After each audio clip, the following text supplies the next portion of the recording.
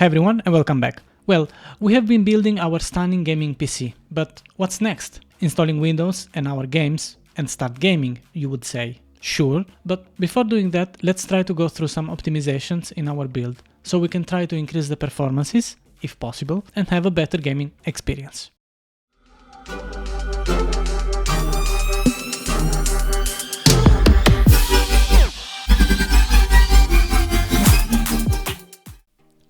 Alright, let's go with the first tip, the BIOS update. Updating the motherboard BIOS is really important. With the last BIOS updates, usually most of the bugs are being corrected, and frequently some additional features and compatibility issues are added.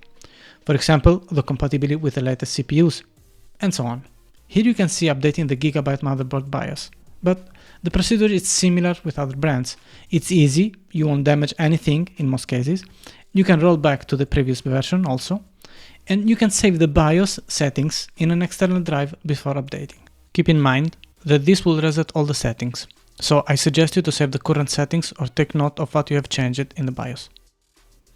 So let's move to the tip number 2, RAM frequencies. After the BIOS update, let's increase the frequency of our RAM by enabling the XMP or DHCP profiles. I have done a video on how to do that, so check it also that video. Most of the motherboards would allow you to do it with a click, without having any issue. This will dramatically increase the gaming performances because it's going to increase the frequency of your RAM at the max allowed speeds. Anyway, for peace of mind, since this is something that potentially can affect your system stability, I would highly recommend some memory testing.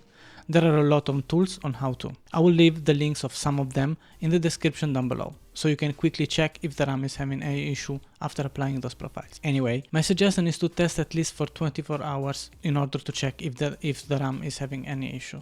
As usual, if you notice something strange, you can revert back to the default settings and test the RAM with those settings. I've been lately testing different RAM and honestly didn't find so many errors. I assume that many of the brands out there are testing their RAM properly before start selling, but an additional test once installed in our system is always a good thing to do. Okay, let's jump to the third tip, which is the NVIDIA Resizable Bar or AMD Smart Access Memory, or SAM in short.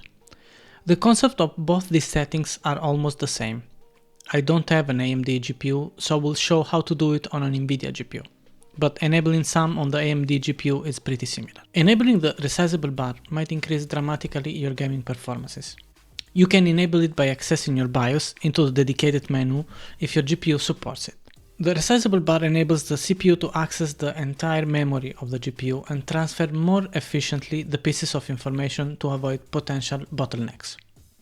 The GPUs that are supported are the NVIDIA RTX 30 series and the AMD RX 6000 series. I'm not sure if the 6500 supports it though. Also, not all the motherboards and chipsets support it. I will leave the links in the description down below so you guys can check if your CPU, motherboard and chipset support it. Keep in mind that in certain cases you might need to update the BIOS of your motherboard or the VBIOS of your GPU. More details on that on the NVIDIA and AMD dedicated webpage. Links in the description. Enabling a resizable bar is easy. Here you can see it on my Asus motherboard.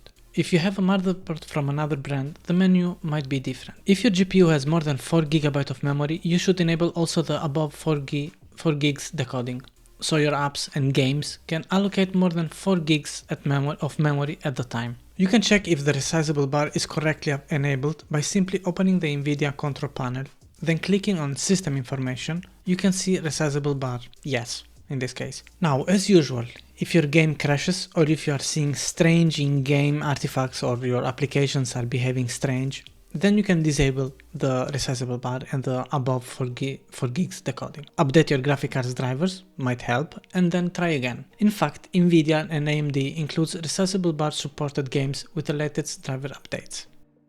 Okay, let's move on to the next tip. Some useful tools, I would say.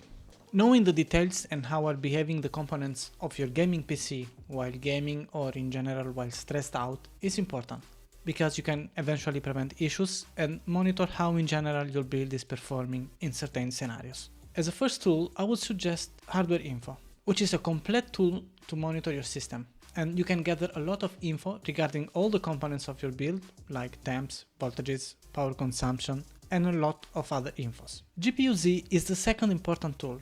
Similar to HWInfo, where you can check all the details like the BIOS, memory info, core info, temps, voltages, frequencies, etc.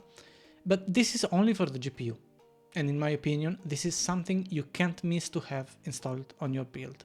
CPU-Z is another tool that is similar to HWInfo, but it's dedicated to monitor the CPU settings. Here you can see some other detailed info regarding your CPU and RAM. Also, in case you want to quickly bench the performances of your CPU, you can do it here. If you want to make a synthetic bench so you can have an idea of what the gaming performances and capability of your build might be, some bench tools can help. For example, 3D Mark x Spy or Superposition can do the job. You can find the links for all these tools in the description down below. Alright, let's move to the last tip, which are the updates. GPU driver updates, system updates, game updates, and so on. I would suggest installing the latest updates. Usually there are important corrections and improvements, especially in the game updates. Since updates are a little bit tricky, my suggestion is to have a look at the change logs. Most of the changes are highlighted, so you can read them and decide by yourself if it's worth it. But generally speaking, usually the latest updates contains important corrections, especially in the game updates, improvement, and also some security patches too. Bonus tip. In case you want to squeeze more performances from your GPU by using MSI Afterburner, another useful tool, check out my videos on how to use MSI Afterburner and undervolt or overclock your GPU. Okay guys, that's all for this video. These are some of my suggestions on what you can do on your gaming PC after building it. For sure there are tons of other adjustments you can apply. For example, preventing unuseful apps to launch at startup. You can also check the monitor settings to get the best visual while gaming, but that depends totally on your preferences and I didn't cover it. Let's say that these 5 tips are more generic defaults that, in my opinion, worth having a look at it. Other options depend on what is your build, your preferences and scenario you are using it. I didn't go into all the details because this video might be hours long. This is just to give you guys an idea, especially if you are a beginner, on how to take care of your build. Let me know in the comments down below if you guys have other suggestions on how to increase the performances and gaming experience on a fresh build. If you liked this video, I would really appreciate if you hit that like button, share the video, subscribe to the channel and turn on the notifications. Thanks for watching.